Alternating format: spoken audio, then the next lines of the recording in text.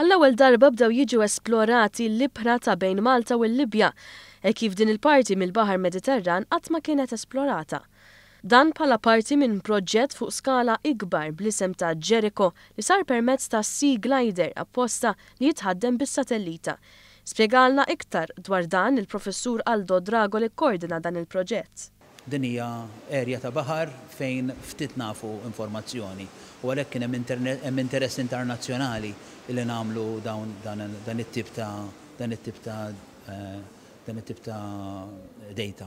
Permezz ta' dan l-esperiment kienu skoperti diversi affarijiet ġodda dwar dawn l-ibħra li ovvjament se jkunu qed jiġu studjati bir-reqqa la darba jinħareġ ir-rapport. Dwar ċirkolazzjoni, dwar l-istruttura tal-baħar mill-wiċċ sal-qiegħ, dwar kif il-baħar qed ivarja minn post tal-ieħor u kif l-elementi fiżiċi, bioloġiċi u kimiċi huma marbuta ma' xulxin. Studji bħal dawn huma ta' ċertu importanza u delikati minħabba li l-baħar huwa ferm iżjed diffiċli sabiex wieħed jistudjah.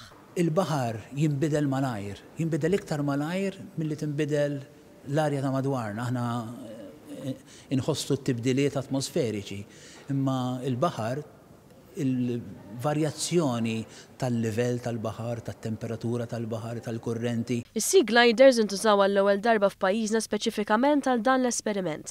Madankollu Drago qal li l-Università ta' Malta se tkun qed tmexxi l quddiem l-użu ta' dawn is-sistemi. Jista' jservu biex itejbu l-istrateġija tal-monitoraġġ tal-baħar madwar Malta. Aħna bħala pajjiż membru fl-Unjoni Ewropea obbligati li sal-2020 ikollna fl-operat il-monitoring tal-baħar ta' madwar il-Gżejjer.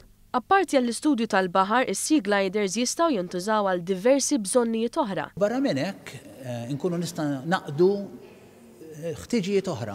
Il-gliders ma jintużawx biss għal monitoraġġ, il-gliders jista' jintużaw ukoll biex jekk hemm pereżempju oil rig, jekk hemm fish farm u rridu nimmonitorjaw l-operat tagħhom. Fil-fatt waqt l-esperiment fl-ibħra ta' bejn Malta u l-Libja, il-glider intuża wkoll fronda madwar il-Gżejjer Maltin biex ikun muri li dan it-tip ta' apparat huwa wieħed vijabbli u ekonomiku.